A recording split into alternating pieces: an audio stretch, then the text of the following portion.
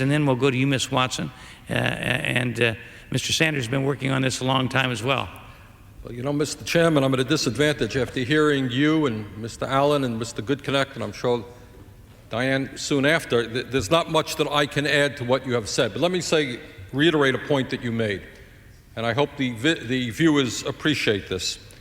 You are a Republican. Tom Allen is a Democrat. Mr. Goodconnect is a Republican. I am independent, and Ms. Watson is a Democrat.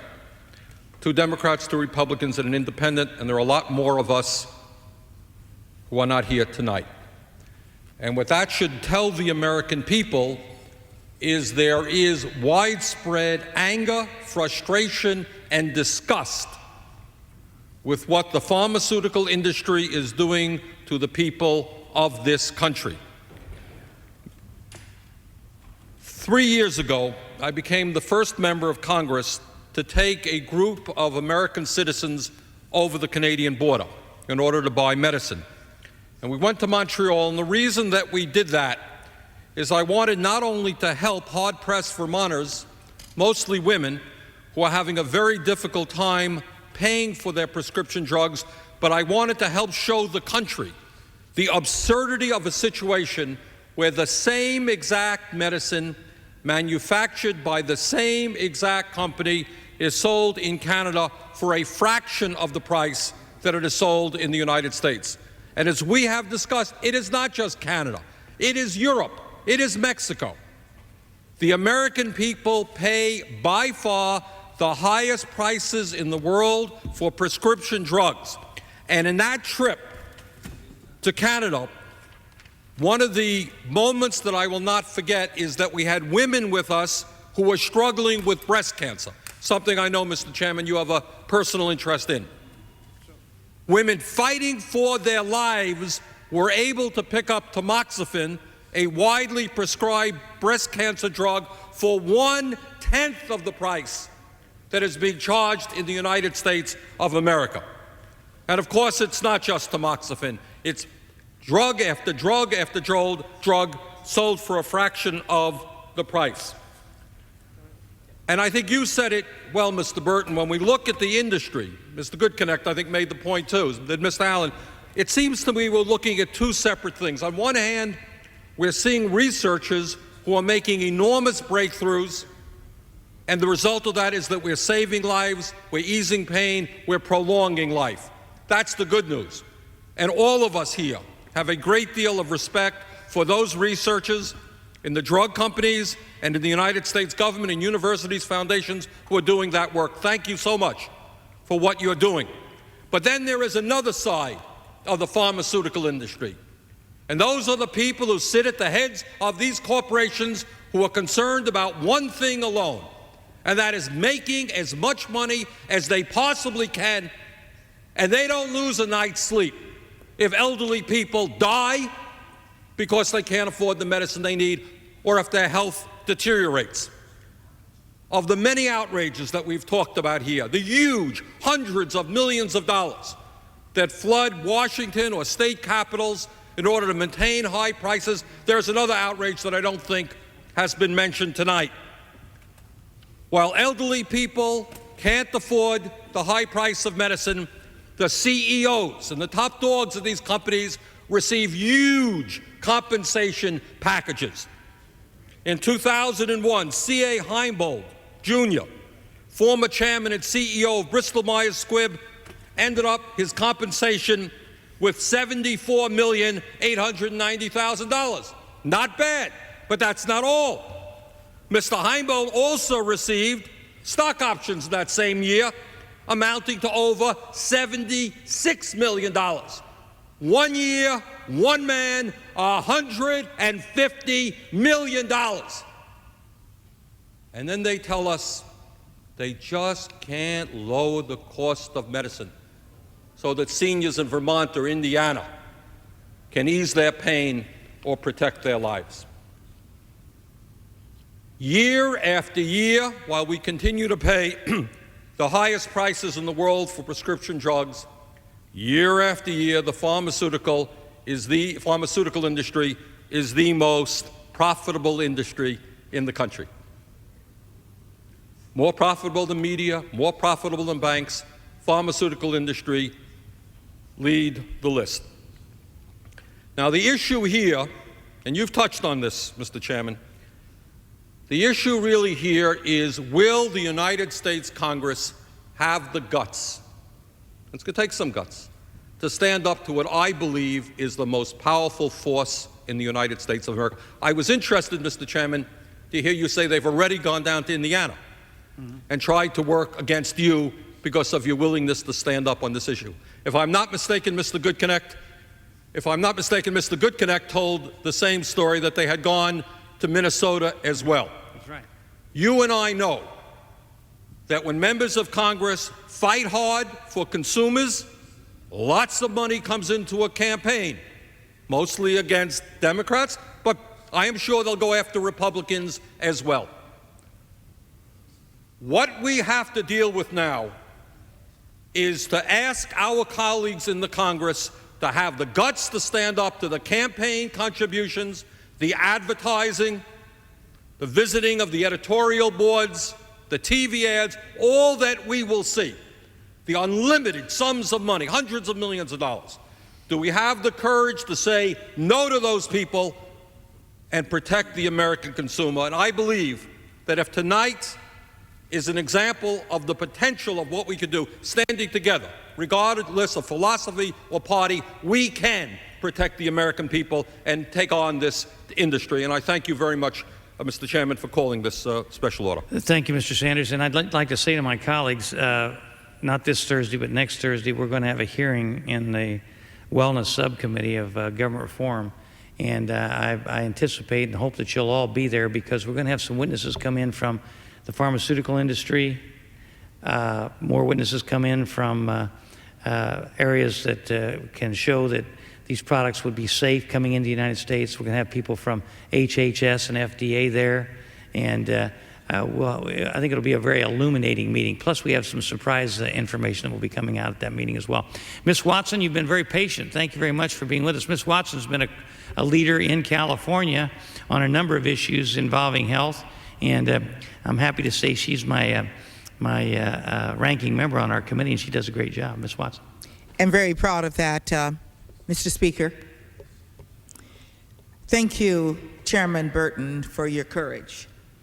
And I'm just restating the problem that we see in the pricing of U.S. pharmaceuticals.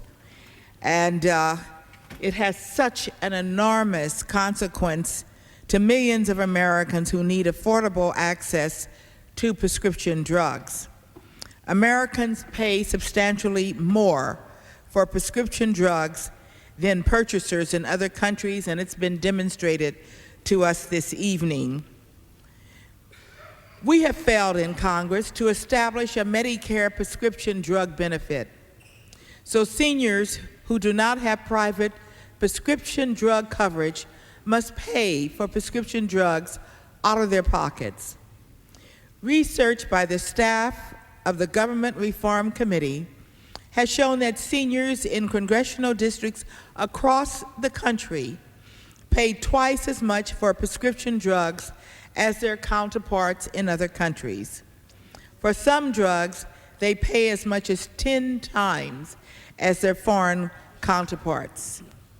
Lower drug prices abroad have led millions of Americans to purchase drugs from foreign sources. Internet pharmacies facilitate these transactions, and their recent proliferation has raised serious concerns about whether American consumers are receiving appropriate medical supervision. In October 2000, Congress attempted to address international prescription drug pricing disparities by signing into law the Medicine Equity and Drug Safety Act.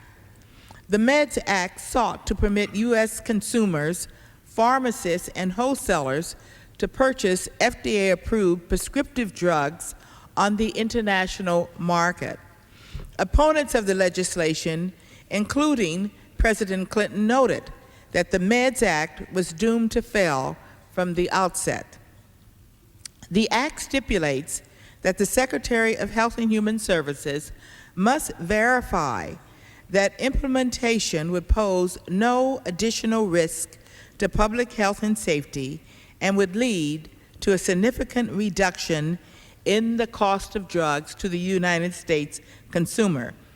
To the surprise of no one, the HHS Secretary, under both the Clinton and Bush administration, has been unable to fulfill this stipulation.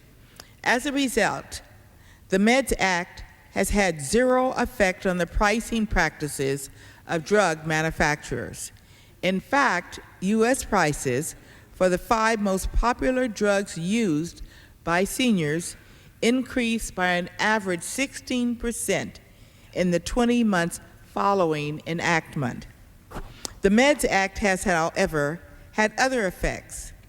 In response to the bill's enactment, drug makers began requiring Canadian wholesalers and pharmacies to accept contract provisions prohibiting them from selling their products on the U.S. market or to Canadian pharmacies that sell to U.S. customers. GlaxoSmithKline's unilateral efforts to enforce its policies earned its well-publicized condemnation from U.S. consumer and Canadian pharmaceutical groups. The failure of the MEDS Act prompted the introduction of similar but narrower proposals in the 107th Congress. In the 108th Congress, Chairman Dan Burton and our colleague on the Human Rights and Wellness Subcommittee, Mr. Sanders, have introduced Preserving Access to Safe, Affordable Canadian Medicines Act, or H.R.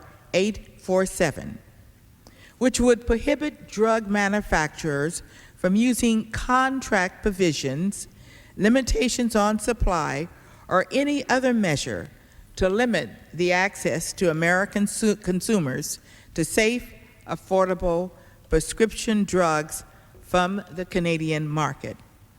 Mr. Speaker, despite incessant pharmaceutical industry complaints to the contrary, research by the committee's staff demonstrates that international pricing disparities are not explained either by the duration and the cost of the FDA approval process or by disproportionate U.S. research and development cost. It is within our power to correct this problem if we have the will. And Mr. Speaker, I know with the leadership of Dan Burton and the other members who have testified in front of me, we will be heeding the call of the American people and deliver a prescription drug benefit for Medicare. Congress must look at a blanket solution for fixing our broken health care delivery system, and Congress must act now. Mr. Speaker, I yield back the rest of my time. Ms. Watson, before Yes. you leave, let me just say, while you were talking, I talked to Congressman Gutenecht, and one of the things in that law that you cited was that the FDA had to show that the products coming in was safe. Yes. Why don't we turn that around by amendment and say that the FDA has the burden of proof placed upon it to prove that pharmaceutical products coming into the country are not safe? And if we did that, that would open up the borders so people could buy these pharmaceutical products, and the FDA would have the burden of proof on its shoulders to prove that they're not safe in order to stop them from coming in. I think that's a great idea. Maybe there's some amendments. I think I'll have a bill drafted, and if you guys would be willing, I'd like for you to co-sponsor that change. Well, I think the point I think Mr. Goodkin made it a few moments ago, and we all made it. Over 1 million Americans now purchase their medicine in Canada. 1 million Americans. The number is growing every single day. And you and I and Mr. Goodkin and Ms. Watson, we said to the guy from the FDA who was before our subcommittee, we said, okay, you tell us you're very concerned about the safety aspect. Got 1 million Americans. Tell us how many of them have been made sick by receiving adulterated or counterfeit medicine? 1 million people, and the answer is 0. Yeah. Now, we are all going to sign, we're on a request to the GAO to do something a little different. I think that if the FDA is concerned about health and safety, they should do a study telling us how many Americans are dying or seeing a deterioration of their health because they can't afford the prices that the industry is charging them today. And I have a feeling you're going to see a number a heck of a lot larger than 0. So maybe the FDA should worry about health and safety in terms of prices rather than hounding people who are buying affordable and safe medicine in Canada. Yeah, I think maybe that would be a good idea, Representative Mr. Burton, may I Sanders. have one more minute just to respond? Oh, give me just 1 second to respond here, and then I'll reel right back to you. And that is that I think that it's a great idea to make the FDA respond by having a GAO study that does exactly what you're saying, to show how many people have suffered or died or worse because they couldn't get the prescription drug benefits. So that should be in our request to GAO. Ms. Watson, I'm sorry. Thank you, Mr. Burton. Amazingly, the U.S. FDA has sided with Glasgow and seems to think that the cross-border sales should be stopped. They also cite safety concerns, but I want you to know they could only point to a single case, Mr. Speaker, in Oregon where there may have been a problem, only one case. Mr. William Hubbard, Senior Associate Commissioner of the FDA, has threatened both civil and criminal penalties to anyone who facilitates Americans' efforts to import prescription drugs from Canada, pharmacies, health plans, or insurance companies. Even senior citizens who fill their own prescriptions in Canada because they cannot afford American prices are breaking the law, according to Mr. Hubbard. His contribution to the debate is to scare senior citizens, disabled people, and low-income people, and to cut them off from a supply of affordable prescription drugs. And so we definitely need to look at that amendment, Mr. Burton, and I think you're going to see the unity that you described in the beginning coming together to get a good bill. Thank you so much for your concern. Thank you, Ms. Watson. We're just about out of time, but Mr. Brown of Ohio came down the floor and had a request for a few minutes, so Mr. Brown will yield to you. Only a couple minutes, and thank you very much, Chairman Burton and Mr. Gutnick, for your work, and Ms. Watson and Mr. Allen, Mr. Sanders, for their tripartisan, if you will, effort tonight to point out some of the things that pharma is doing and so many of the problems in providing a prescription drug benefit, but more importantly, exactly what the drug companies are doing to win over people in this body, to win over people in state legislatures. I would point out, and earlier in the evening, Mr. Burton and several others were talking about the drug companies stepping up their efforts to lobby Congress, to lobby state legislatures, even to lobby foreign countries. And I know that Mr. Allen, Mr. Sanders, and Mr. Gutnick, and as I have taken busloads of seniors to Canada to buy prescriptions, same drugs, same dosage, same manufacturer, all that, but for 1/2, 1/3, sometimes 1/4 the price.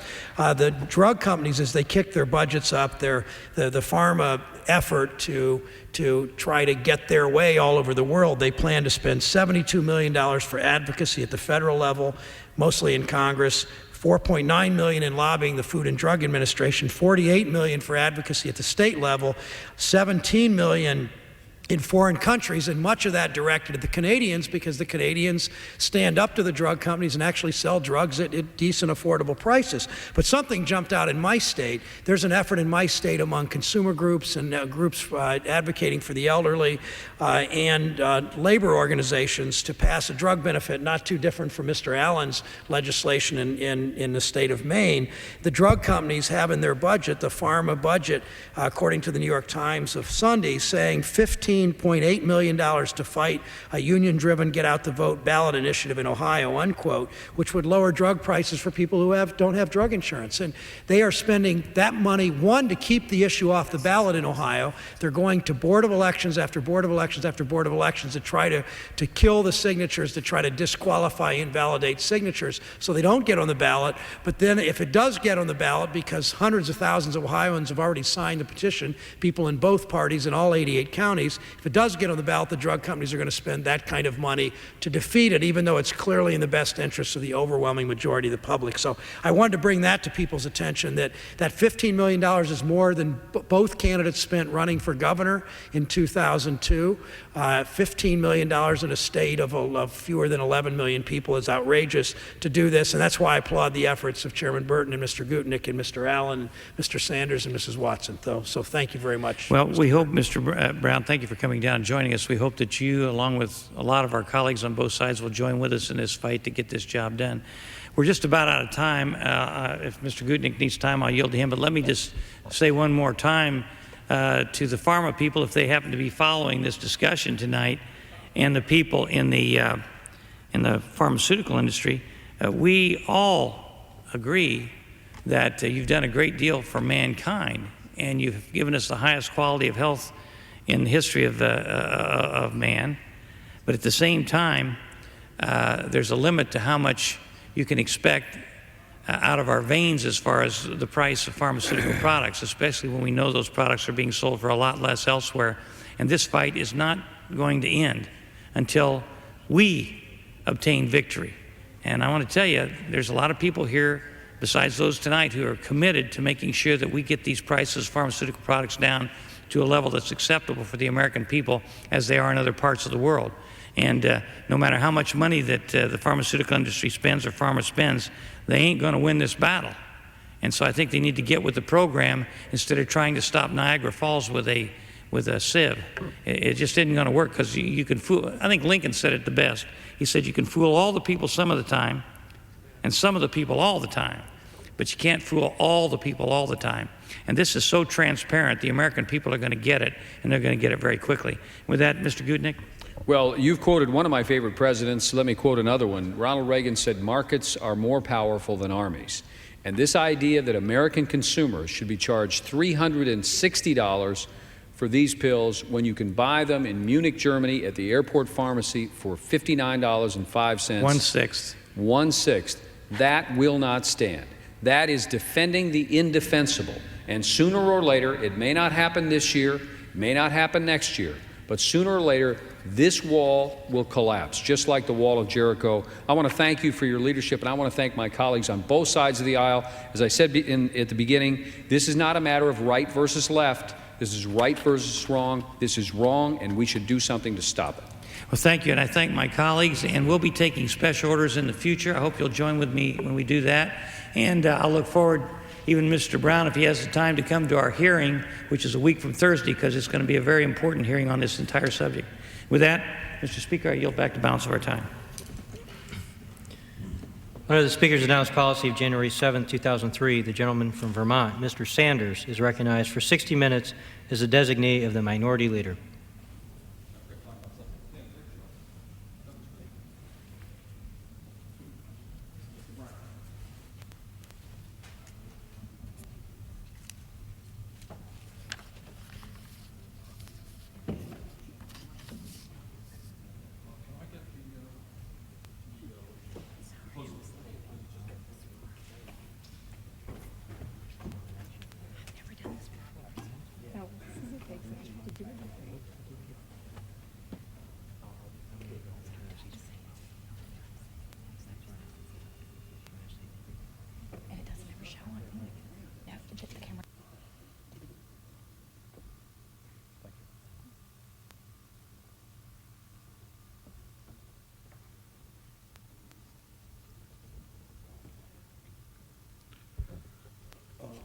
Thank you, Madam Speaker. The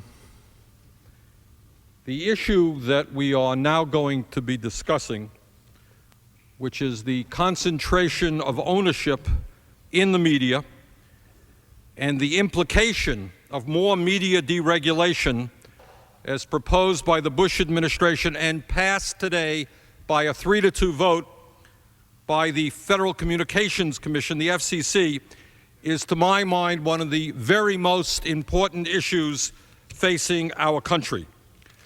And the reason for that is very clear.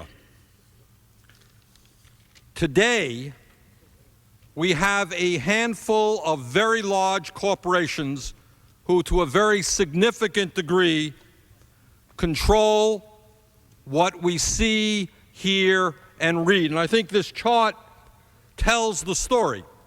And it's a story that not a lot of Americans are totally familiar with. When people watch television, they say, well, there's CBS. This is a company called CBS. Wrong. CBS is owned by Viacom. And CBS and Viacom owns not only CBS Network, but UPN Network, MTV, Nickelodeon, and many other television networks. Viacom owns Paramount Pictures, MTV Films, Nickelodeon Films. They own Simon & Schuster, Nickelodeon Books, Pocket Books, Scribner, Touchstone, heavy into publishing. Viacom owns not only television and film and book publishing, they own 180 Infinity radio stations. They owned television stations, and that is the same story that we see with all of the major media conglomerates, whether it's AOL Time Warner, which is heavy into the internet, cable TV, TV networks, whether it's Rupert Murdoch's News Corporation owning 22 TV stations, owning Fox, owning various other types of publications. Clear Channel Radio owns now 1,200 radio stations. Disney, that's the Mickey Mouse company, owning ABC. They own many, many other aspects of media. And as bad as the situation is today with a handful, it is likely to become much worse as a result of the disastrous decision, 3-2 vote, by the FCC earlier today. In terms of national concentration, as a result of this vote, a national television network, we believe, may now be able to acquire dozens of local broadcaster stations and control of up to 90% of the national television market. As a result of the decision today, as we understand it, a single corporation may now acquire in one city up to 3 television stations, 8 radio stations, the cable TV system, numerous cable TV stations, and the only daily newspaper. I come from a rural state, the state of Vermont, and what you're going to see in rural America, in small city after small city, town after town, is one company owning the radio station, the television station, and the newspaper. And that, my friends, does not, to me, seem and feel like the democratic nation that we are supposed to be, because what democracy is about and what the framers of our Constitution had in mind is a strong First Amendment, a country where people had different ideas and those ideas clashed, and we learned from the differing points of view. But today, increasingly, we are hearing one point of view, and that is the corporate point of view. The point of view of large multinational corporations like General Electric, who own NBC, or Disney, who own ABC, who have deeply vested conflicts of interest. And we'll talk more about that later.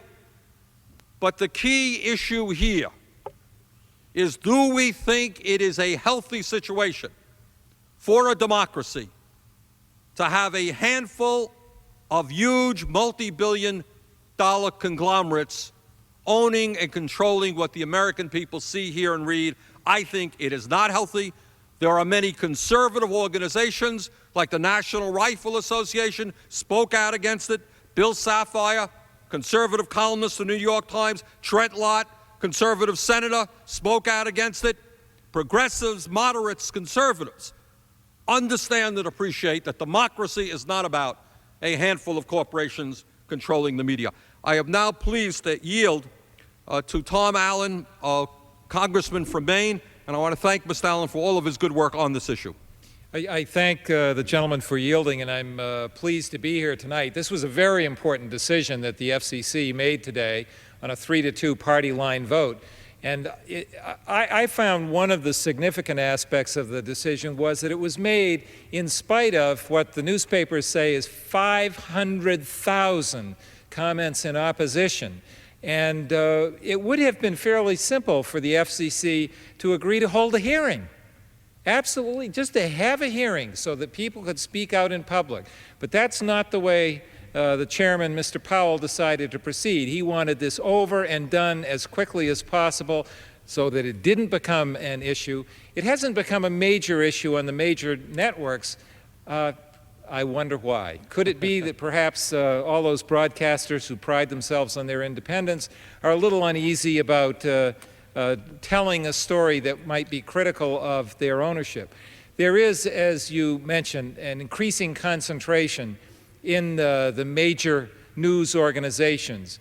You know, it was just 1996 when the Telecommunications Act was passed. If you added together the two largest groups of owners of radio stations in the country, their collective ownership came to, I think it was something like 214. I may have that a little wrong, that may be too high, but no more than 214 radio stations across the country. Today, Clear Channel alone owns 1,200 radio stations. And yesterday and Saturday evening, Garrison Keillor on public radio had a comment about this. He was doing a little skit there, talking with someone who appeared to be complaining about Clear Channel Communications and changing over a local broadcast channel to Clear Channel. And he said, look, Clear Channel owns 1,200 radio stations in this country. You can't expect them to have a human being in every single radio station. And that's the point. Those who have been advocating this, like Mr. Powell at the FCC, would say, well, there'll be efficiencies of scale. There will be inefficiencies, and it will jeopardize the ability of small businesses to start up, to own radio stations. It will jeopardize the ability of people in a local area to hear local news, not something that's canned, pre-recorded from somewhere else in the country. This decision is basically starting to strangle the diversity of opinion that is fundamental to a democracy. It is ultimately a very dangerous decision. And we in the Congress, Republicans and Democrats, need to stand up and say, at the core of this democracy, what makes it work is diversity of opinion. Thomas Jefferson said a long time ago, if I were given a choice between having newspapers and no government, or government and no newspapers, I should not hesitate to choose newspapers and no government. Obviously, we need both, but the media is, in all of its different forms today, is absolutely fundamental to the health of this democracy. And with this decision today, the FCC has made our democracy weaker. It is a bad decision, and the Congress should reverse it. I yield back. I thank the gentleman for giving me this time. Thank you very much. Sherrod Brown of Ohio has long been involved in this issue, and we're pleased to have Congressman Brown with us this evening. I thank my friend Mr. Sanders for his leadership, unparalleled by anybody in Congress, leadership on the issue of a fair media, diverse media with diverse programming, and competitive media where a small number of large corporations don't make the decisions about information that the public in our country sees and hears. As Mr. Allen said, it was a 3-2 party line decision, similar to so much of what has happened from the Supreme Court in the year 2000 presidential election to vote after vote in this body. In the Bush administration, the Bush Federal Communications Commission has thrown sound public interest and market principles out the window, allowing America's biggest companies to decide what you hear, when you hear it, what you see, in some ways, what you think. And without a doubt, when you look at the kind of response that the FCC got to this issue, you can see that it really was backroom politics at its worst. Mr. Allen mentioned 500,000 postcards and email messages almost uniformly against this rule change.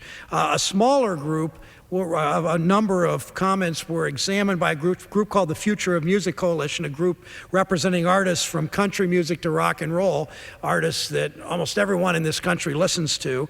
They released a report after examining 10,000 comments at random from the FCC that were made public on its website. 9,065 of these 10,000 unaffiliated with any corporate media, these 10,000, 9,065 citizens said they were opposed to changing the rule. Only 11 individuals wrote in support of the FCC. So you've got on one side 9,065, on the other side 11 people. It was a ratio of 824 to 1. Nonetheless, the 3 Republican commissioners voted with the 11 rather than 9,065. As I said, 500,000 postcards were received overall, and they were equally uniformly against this rule change. And as we said, it was another backroom deal. It only fuels the public's perception that the Bush administration has a policy of giving corporations what they want, regardless of consequences to the nation. Enron writes energy policy for this administration. Wall Street writes Social Security privatization legislation. The insurance companies write Medicare legislation. The drug industry writes legislation overseeing the drug industry. It's issue after issue after issue. The chemical companies and the oil companies write legislation dealing with the environment. About 2 weeks ago, the group of us who opposed this rule, a group of about 15 Democratic members of Congress and an independent, held a news conference which, if that many members of Congress put one on, almost always is attended by the New York Times, the Washington Post, the LA Times, a couple of networks, AP, Fox perhaps, a whole group of what we would call the corporate media. And we held this news conference in the middle of the day when the media were not that busy. We had zero turnout from those corporate media. Congress Daily, a couple of in-house newspapers around here showed up, but none of the big corporate media, none of the mainstream, quote-unquote mainstream, generally corporate-owned conservative media in this nation showed up. And that tells you a little bit about how much press coverage they really want for this. The large corporate media in this country don't really want the public to think about this, don't really want the public to know about this, because they are the ones lobbying the FCC. They're the ones contributing to President Bush's campaign. They're the ones that contribute to Republican campaigns and Republican leadership. And they want their way with the FCC. And their way with the FCC is fewer companies, fewer corporations controlling the largest amount of media in this country. 1,200 radio stations owned by one company, the CEO of that company, the leaders in that company, good friends of the president from San Antonio, Texas. It makes you wonder if the Federal Communications Commission, the FCC, is maybe next week after this decision going to change its name to, instead of Federal Communications Commission, FCC, maybe to Furthering Corporate Control. Because furthering corporate control is what they've done. They've clearly acted against the public interest. I would ask my friends on the other side of the aisle if they really do believe in competition, if they believe in diversity, if they believe in a competitive leveling the playing field in America like they say they do, then we should enact legislation undoing this FCC ruling. I thank my friend from Vermont for his terrific leadership. I yield back my time to him. I thank the gentleman very much. Mr. Blumenauer, you're not here. Okay, for that issue. If my friend from Ohio could remain for a moment on this issue. Because I want to dialogue with him on something that's interesting. I think there may be citizens of our country who think, well, yeah, this is an inside the Beltway issue. It really doesn't affect me very, very much. But I want to mention to my friend from Ohio, on issues that I know he and I share similar concerns, just what the implications of concentration of media are. I know that my friend from Ohio is deeply concerned about our trade policy, a policy which now has over a $400 billion trade deficit, a policy which has cost this country millions of decent-paying jobs as large corporations throw American workers out on the street, move to China, move to Mexico. I would ask my friend from Ohio, how often has he seen discussions of the issue of the deindustrialization of America and the loss of good-paying jobs on television in the editorial pages of newspapers? Well, that's a very good question. What we see in news, the answer is rarely or never. The more detailed answer is lots of discussion about tax cuts, lots of discussion about Lacey Peterson, lots of discussion about issues that really don't affect people's lives, but almost no discussion about York Manufacturing, my district, 400 good-paying jobs, closed shop, moved to Mexico. Little discussion about trade policy generally. In fact, if you remember, Mr. Sanders, during the NAFTA debate, some of us did some surveys of editorials in this country, and we found that editorial opinion was almost unanimous in support of the North American Free Trade Agreement, even though poll after poll after poll showed the majority of the public opposed it. The largest newspaper in the country that opposed NAFTA was the Toledo Blade, a fine newspaper in Northwest Ohio, but perhaps the 50th or 60th size newspaper in the country. I'm not sure, but clearly not one of the largest newspapers in the country. But that was the largest newspaper that actually opposed NAFTA. But it's not just the editorial policy. We also did surveys of the Washington Post, which, if there is a corporate-controlled medium in this country, it's it. In the Washington Post, op-ed pages were overwhelmingly in support of the North American Free Trade Agreement, even though we sent in numerous articles. And to add to that, the Democratic whip, the majority whip, sent a letter to the editor of the Washington Post in those days, outlining the number of op-ed pages, number of articles, editorial opinions in support of NAFTA and against NAFTA, and they actually censored his letter to the editor and said, we're not going to run that part, we're only going to run another part. So it's pretty clear that the editorial page, the other opinion articles, the letters to the editor, and even the news coverage is slanted towards a corporate media, because that's what it is. It's a large corporation. Of course, just like General Motors is a conservative company, they care about their profits. Washington Post, the New York Times, all of these corporate media are similar. Just dealing with General Electric, again, the point here is that sometimes people turn on the television and they say, well, there's NBC. No, it's not NBC. This is a subsidiary of General Electric. For many, many years, General Electric has been an anti-union company. The fact of the matter is that if you are a member of a union in the United States today, you will earn approximately 25% more than an American worker doing similar work who is not a member of a union. That's just a fact. I would ask my friend from Ohio how often he has seen programs on General Electric's media, or in fact any other media, talking about the advantages of being a member of a union. Now, I myself have never seen a program like that. Maybe my friend has. I come from an area where Ohio is a pretty unionized state, but I don't see them there either. And you come from a state that's a little more rural, maybe you wouldn't see it there, you'd see it in Ohio, but you don't see it in Ohio. It's pretty clear there aren't a lot of organized labor, there aren't a lot of labor unions owning newspapers or owning radio stations.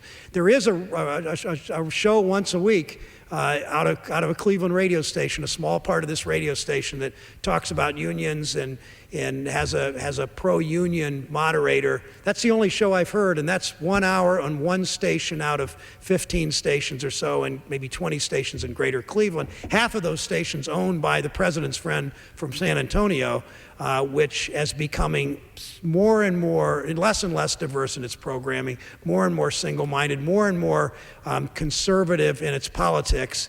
And it's continuing to move in that direction, but little discussion or no discussion about the struggles people have, about unions, about work, about trade policy, about feeding their kids. Few shows devoted to single parents trying to struggle through life. Lots of shows about glamour, lots of shows about the rich, lots of shows about tax cuts, but nothing about the struggles of everyday people. I think my friend from Ohio put his finger right on the issue. And that is, in our country today, there are tens of millions of families who are struggling hard to keep their heads above water. These are people in my state, and I'm sure in Ohio, who are not working one job, they're working two jobs, they're working three jobs, they're working 50, 60 hours a week, they're worried about their pensions, they're worried about their health care situation. It would seem to me that the media might want to focus on those issues. But I have the feeling in the back of my head that truthfully General Electric is not particularly anxious to educate people on those issues. not to talk about the horrendously unfair distribution of wealth and income that we have in this country, not to talk about the fact that the United States is the only nation in the industrialized world that does not guarantee health care for all people, not to talk about the fact that our pharmaceutical prices are by far the highest prices in the world because we are the only nation that does not regulate the pharmaceutical industry. So the point that I'm making here is I don't want anyone to think that this is some kind of abstract, obtuse, inside the Beltway issue that doesn't affect their lives. It does affect their lives.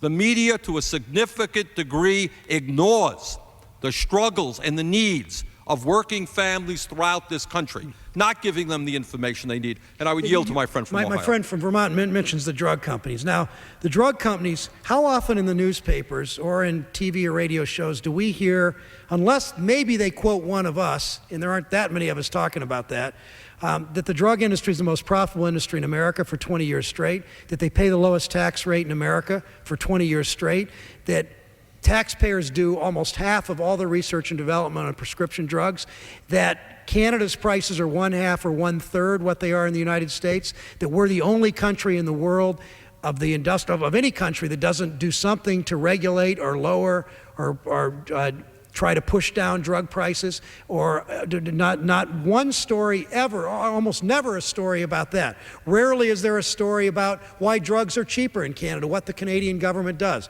Rarely is there a story about what the French or the British or the Germans or the Japanese or the Israelis do to get drug prices down. There are a lot of advertisements on all of those stations about prescription drugs, about an arthritis drug, about an asthma drug, about a cholesterol-reducing drug. All that stuff's good information for the public.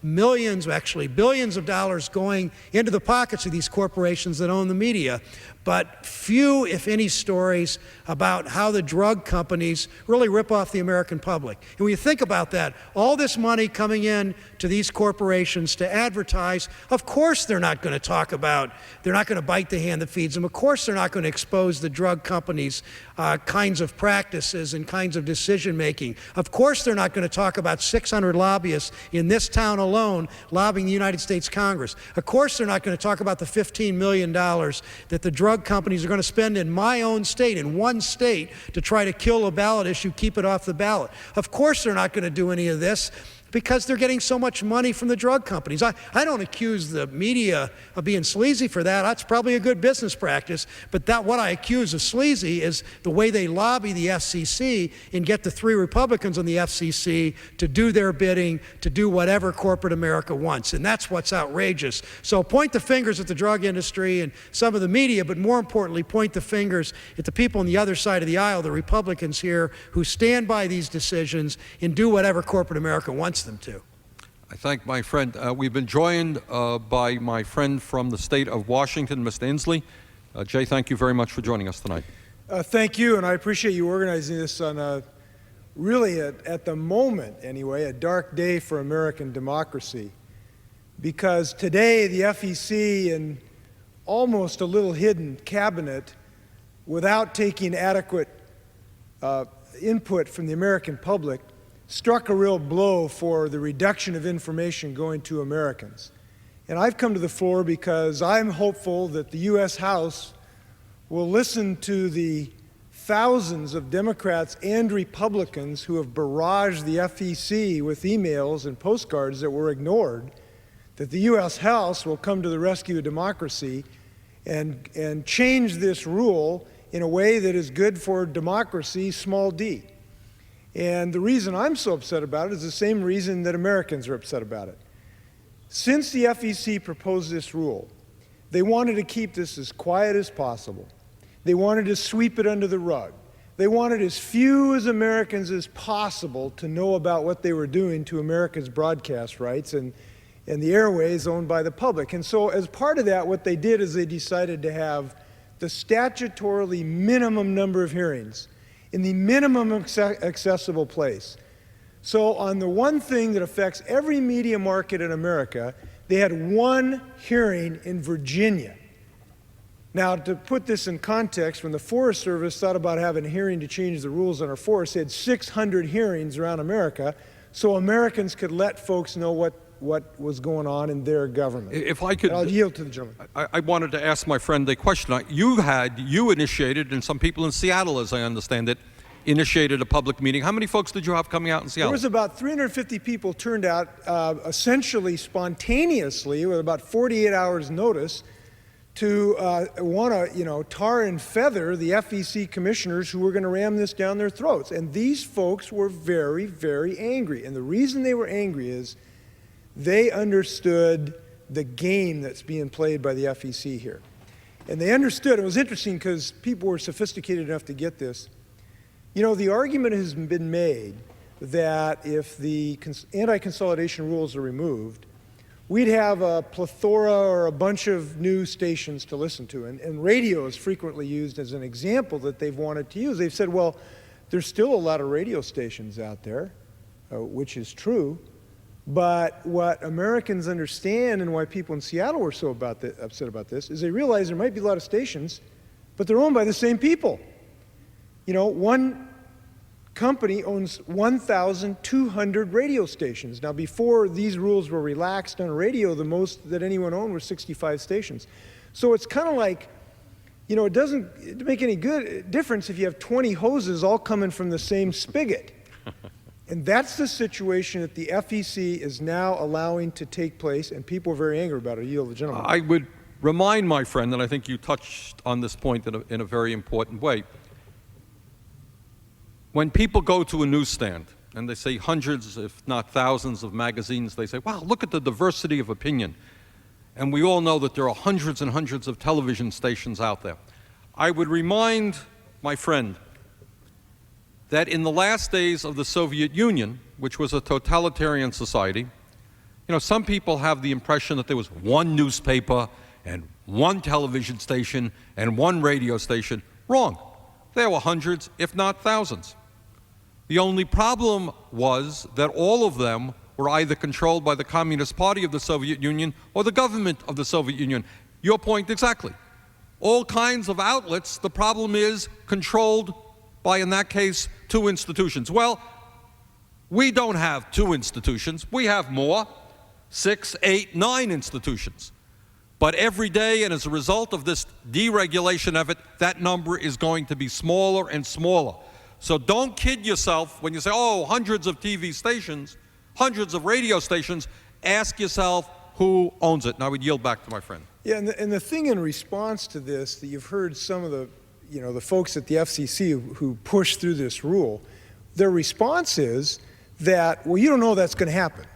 You can't know that consolidation is going to take place. Well, I don't think it's a lot of rocket science to realize that if you remove rules against consolidation, you're going to get consolidation. Now, this is not rocket science either, because we've had an experiment of this in radio. Largest number of stations owned was 65 before the anti-consolidation rules were removed. Now it's 1,200. And that's why this is a bipartisan concern about this. It's interesting. Groups as disparate as the National Rifle Association, William Safire, have come out against this. And I love to quote William Safire, at least when I agree with him.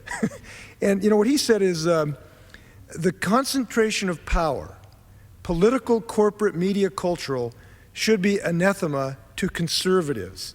Why do we have more channels but fewer real choices today? Because the ownership of our means of communication is shrinking. Moguls glory in amalgamation, but more individuals than they realize resent the loss of local control and community identity, close quote. And I think that's what happened to the FCC. They may have been stunned by this outpouring of concern, but it's there. 99% of all the input they have received in the last several months on this issue is against the very rules they just shoved down Americans' throats. Well, Gentlemen. I think my friend is absolutely right in two regards. Number one, there is enormous concern over this issue from one end of this country to the other. Just the other night, just a few days ago, I was in San Diego, California, with Congressman Bob Filner, who held a hearing, a public meeting on this issue. And the problem was he had rented a hall that could only seat 200 people, and 400 people showed up, so that half of the people had to be outside listening to the meeting via speakerphone. we held a meeting outside of Burlington, Vermont. We're a small city in a small state.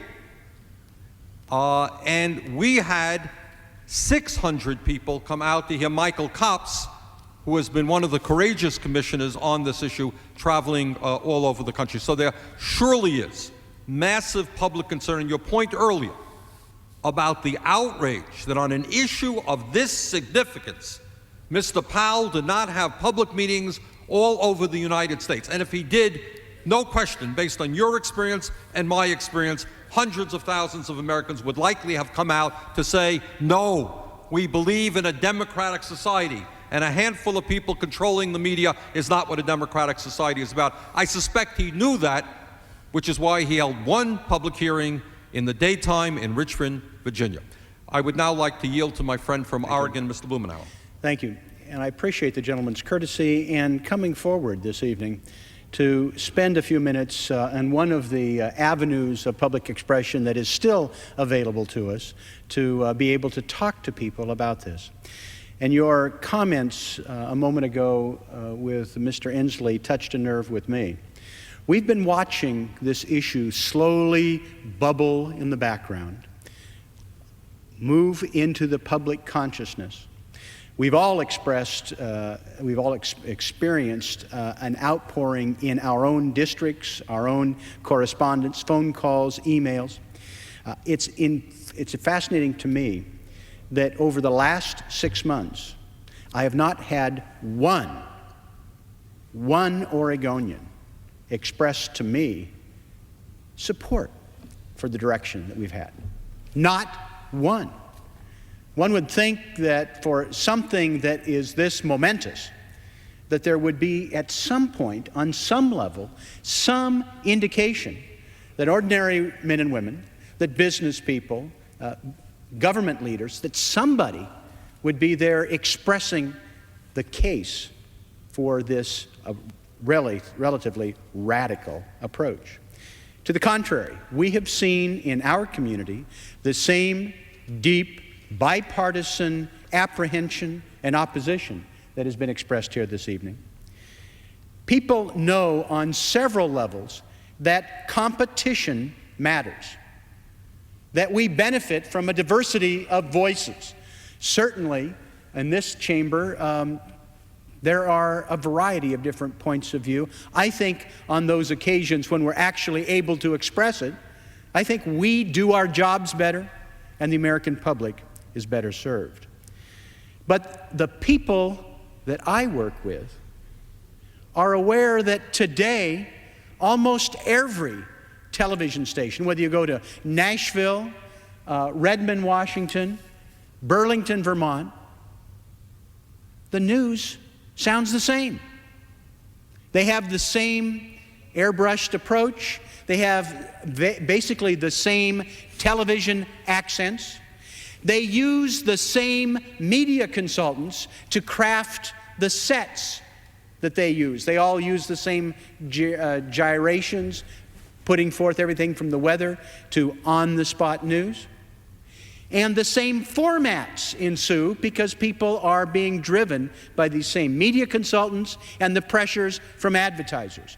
Now, as the gentleman points out, we're going to have the ultimate homogeneous force, and that is concentration of ownership into a handful of conglomerates that are going to be dictating it.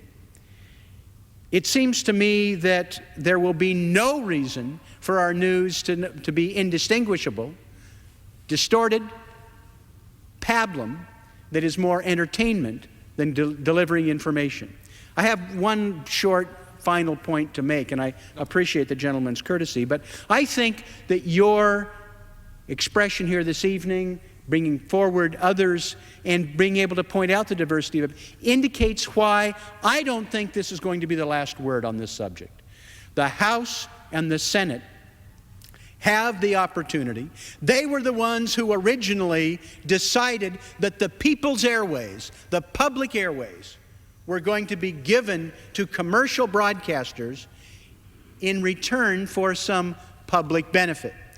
And since we passed the Telecommunications Act of 1996, we've seen these competitive forces eroded away, people forgetting the public benefit, and I think that the issues that you're focusing on here are going to produce such a backlash that it will be possible for us to be responsive to the public, and hopefully you'll see some action that will reverse this egregious act.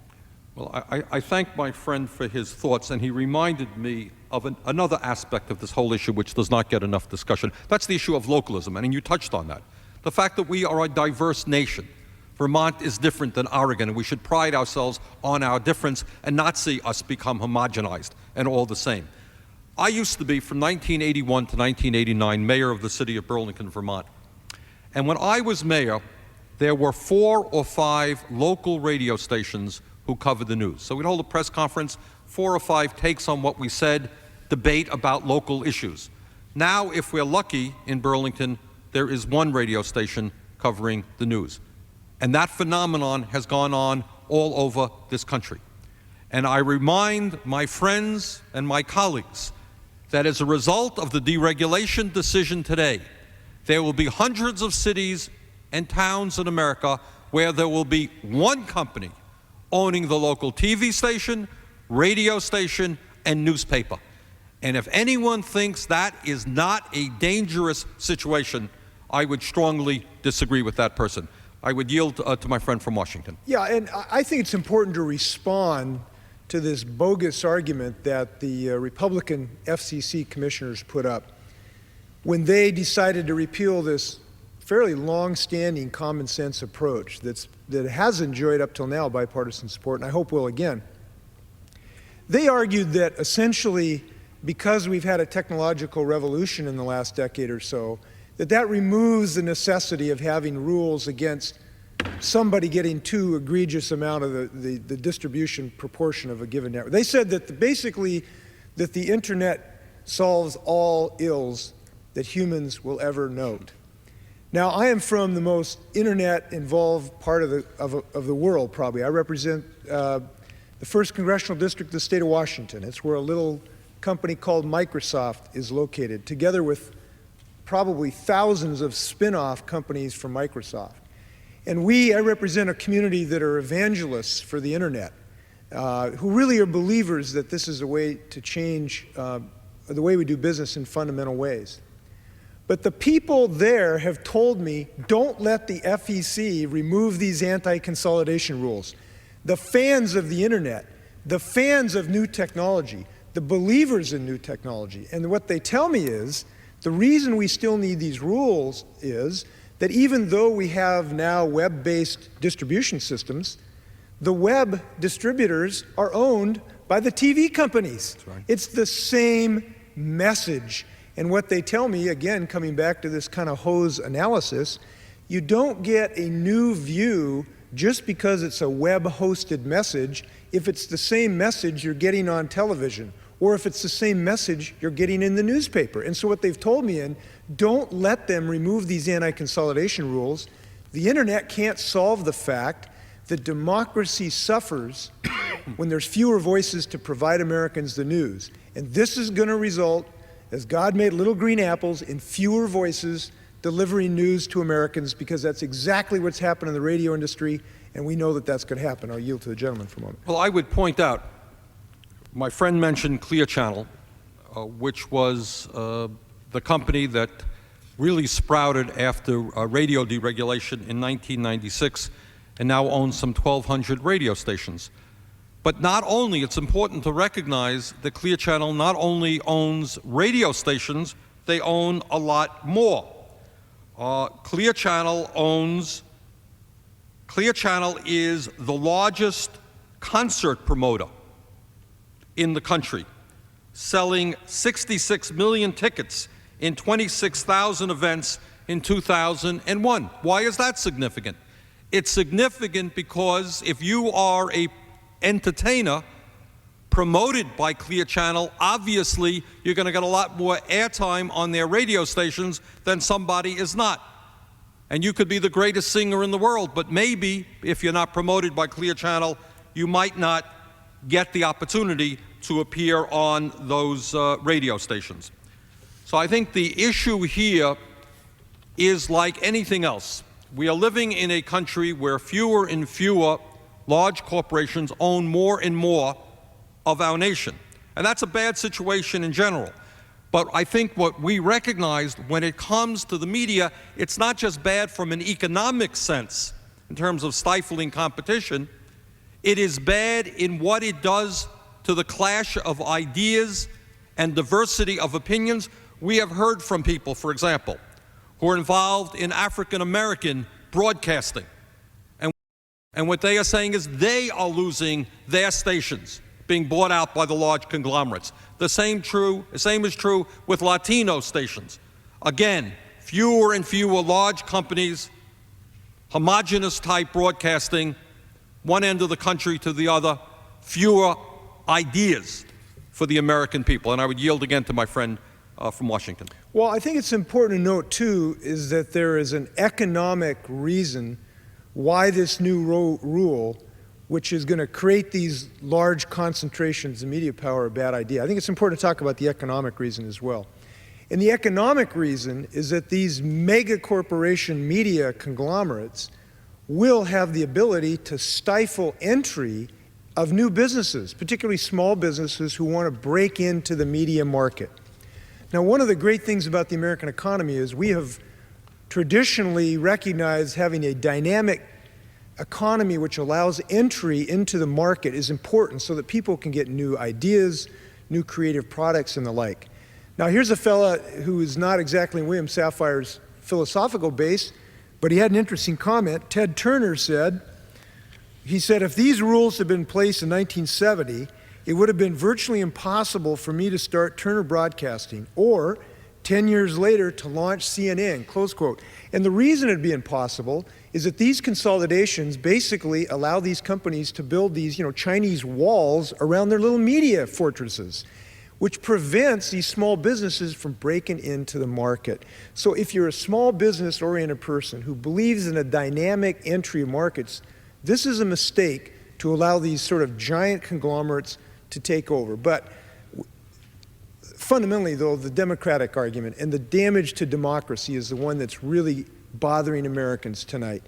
Because one of the things we've learned through history is that the paper on the parchment of the Bill of Rights and the U.S. Constitution are nice and they are important, but the Soviet Union had the same language in their constitution. Right. But they didn't have a vigorous press or a vigorous independent judicial branch, and democracy never got going. And we are very concerned that absent a vigorous, competitive, dynamic, change-oriented media in our democracy, that our democracy will suffer. You can have the best members of the U.S. Congress, the best members of the U.S. Senate, an enlightened president, but unless Americans can get the truth by looking at various different colors in the spectrum, this place is not going to work. And so, yes, there is economic rationale, but people value democracy above everything, and they understand the threat that's happened to this rule. Now, I believe, and I know that the gentleman and I and others will be working to pass legislation to reverse this rule. Right. And as you know, we have co-sponsored a bill already to repeal the 45% national consolidation. Other bills will be introduced. We hope to attract bipartisan consensus. We hope Americans will let their members of Congress know what to do here. I yield back. And I would just pick up on that point from my friend from Washington, is if there is anything good about what's happened in the last few months, what has been good is that more and more people are now aware of what's happening in this issue than was previously the case. And as my friend from Washington indicated, we are going to be introducing probably several pieces of legislation, not only to undo the damage of today's decision, but to create a situation in which we improve upon what existed yesterday. Now, my friend mentioned earlier that hundreds and hundreds of thousands of people, progressives, moderates, conservatives, people in the NRA, people in the conservative Parents Television Council, people from all across the political spectrum have communicated with the FCC to the tune of some 750,000 communications. And yet, despite the fact that the communications were overwhelmingly in opposition to more media deregulation, the FCC moved in that direction. And my friend might be interested to know, well, why does that happen? How does it happen? Well, I would point out one of many reasons, and that is the power, which is not limited just to the FCC, but the power that the industry has over the regulators. Sometimes people think that the regulators regulate the industry. In truth, given the role that money plays in Washington, more often than not, it is the industry that regulates the regulators. The Center for Public Integrity recently reported that over the last 8 years, the FCC took some 2,500 staff and members, some 2,500 junkets were taken, paid for by the industry. And industry paid for trips for FCC commissioners and top staffers to be flown to hundreds of conferences, conventions, and broadcast industry events in Las Vegas. Coincidentally, Las Vegas, 330 trips to Las Vegas for FCC members and staff. New Orleans, New York, London, San Francisco, Miami, Anchorage, Palm Springs, Buenos Aires, Rio de Janeiro, all over the world. The industry was paying for the visits and the travel done by the members of the commission and the staff. And I would yield back to my friend on that. Well, and the reason that I think people are so upset about this, and they are upset, I've talked to a lot of people who are really hot about this issue, and I think justifiably, because this has been one of the more outrageous instances of a public agency willfully and consciously, number one, shutting, to the extent humanly possible, the public out of the decision-making process of their government by holding one hearing in one part of the country and refusing. By the way, there were, other members of the commission begged the chairman, Mr. Powell, to hold multiple hearings because he knew this was something that really people cared about around the country, not just inside the Beltway. And Mr. Powell refused. Is it because they're too busy? Excuse me, this is the single most important decision the FCC probably in the last 10 years, but they only hold one hearing because they don't want to listen to Americans, and it's wrong. Then, when the word snuck out through various efforts, including our own, they've been deluged with almost a unanimous position of the Americans who care about this. And what is their response to Americans who have taken the time to send postcards, to send emails, to call in? Their response has been, go fish. And that's about what it boils down to. Now, I heard Mr. Powell today briefly. I didn't hear his whole comments, but I heard him say, well, if we don't do something, then this rule will get changed anyway by the courts. Well, that's true if you don't prepare a record, if you don't go out and ask people what's going on in America to prepare the record, then this rule might be subject to judicial scrutiny. He's correct. But the reason is they didn't go out and ask anybody around America. They heard one lousy hearing. So if they want to preserve the rule, which they had the opportunity to do, they needed to build a record. The reason they didn't build a record is they knew the message they were going to get. And they had a predisposed decision. These commissioners had made a decision before they opened up these hearings at all, and it's pretty obvious when you see the railroad job that took place. Yield back.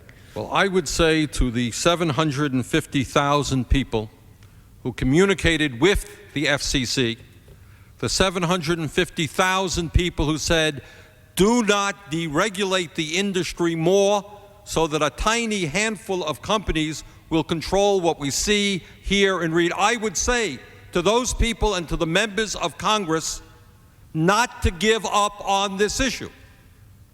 We suffered a setback today, which was not unexpected. I think we all knew what was going to happen. But the fact that so many people from the state of Washington or the state of Oregon or the state of Vermont and all the states in between, that so many people are now aroused about this issue, are upset at what happened, are going to fight for a more democratic media, is a positive thing. And clearly now, the ball falls to the people in this Congress to undo the damage done by the FCC, and I know that I will be working with my friend from Washington and my friend from Oregon and people from all political points of view to undo the damage done today so that we create a media that we're proud of, where the American people become not just the best entertained people in the world, but the best informed people, where the media gives our democratic society the ideas and the information that people need in order to make informed decisions in a democratic society. So we've got our work cut out for us. I have not the slightest doubt in my mind that the vast majority of the American people stand with us and do not want to see a few corporations controlling the media.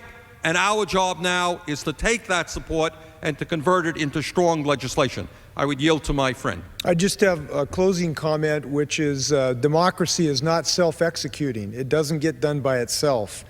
And now is a moment for all good men or women to come to the aid of their country on this issue. And we need, those of us who care deeply about this, for everyone to let their member of the U.S. Congress and Senate know how they feel about this issue. Because we need to kindle and blow a little air on this fire to keep it going. And we're going to hope that we'll have enough support across the aisle of our good friends, the Republicans. We're going to have enough Republicans who will join us